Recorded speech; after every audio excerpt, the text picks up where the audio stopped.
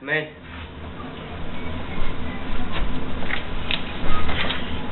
Thank you, Mr. Copernicus, for taking my interview at such a late notice. You're welcome, sir. Sorry I'm not properly dressed. I have not been feeling good as of late. I've come to talk with you about some extraordinary new claims that you are making about the universe in your upcoming book.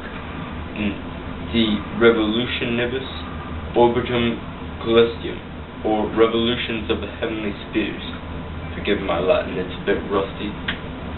But before we get into the conversities, let's talk a little about your past, alright?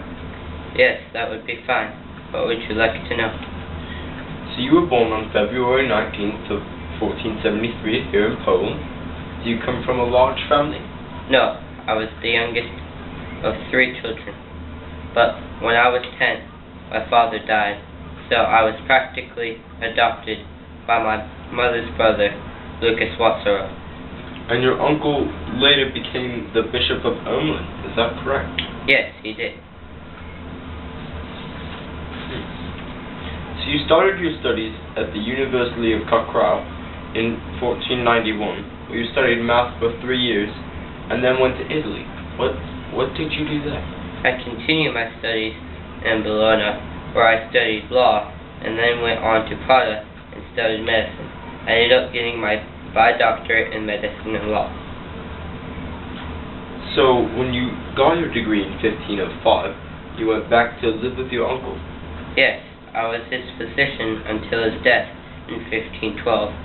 I then continued to do work for the Diocese of Ermland and got involved a little in politics and laid out a plan for Prussia to reform the currency. I also heard rumors that you used your medical skills many times in the service of the poor. Yes, I am grateful to be able to give service to God's children. The Peasant War in 1524 has been a very devastating civil war. So what made you begin to be involved in astronomy? Well, when I would observe the heavens, I saw some things wrong with the geocentric model laid out by Aristotle and other famous Greeks. Such as?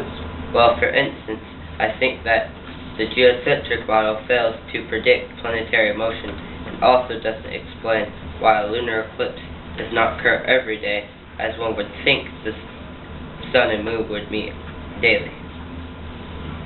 So what exactly do you propose?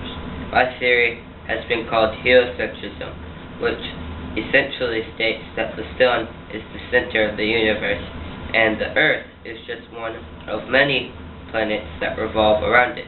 I also believe that this is confirmed through the fact that stars are not always in the same place in the sky, as the geocentric model would expect them to be, if everything is revolving around the Earth. Instead, my theory helps explain that the sun and stars do move. The Earth is moving in an orbit around and spinning the Earth, and thus the stars are in different places based on the rotation of the Earth. There's been a lot of controversy about this, hasn't there? Especially within the church? I know that you are a very religious man. I've noticed the new Bible that you have that was just printed in Germany in 1535. Isn't that the English translation? Yes, it is. I obtained a copy of the letter you wrote to Pope Paul III earlier this year about your book. I would like to quote a little bit. You wrote, "I can easily conceive, Most Holy Father, that as soon as some people learn that in the book which I have written concerning the revolutions of heavenly bodies, I ascribe certain motions to the earth, they will cry out at once that I and my theory should be rejected." So you are very nervous about this? Yes, I am nervous, but this is the only plausible explanation. You have some followers also. The young Galileo has come around to the heliocentric model, and he is defending it. Yes, he is. There's a lot going on in the world of science and math that is very exciting. I remember my first year in college in 1492 when Christopher Columbus sailed to prove that the world is not flat. It is definitely round and it rotates around the Earth. Well, thank you very much for your time. This has been very exciting for me. Do you think that someday historians will refer to you as the father of modern astronomy or the initiator of scientific revolution? Well, I'm not sure about that. Well, at least someone will someday continue your work and hopefully provide proof for your claims. And again, thank you very much for allowing me to come here and interview at this time. Have a great evening, sir. Oh, and by the way, younger pictures of you seem to resemble Hogwarts' Professor Severus Snape. Are you by any chance related in any way? No, but you are not the first one to ask that. I would like to meet that man one day.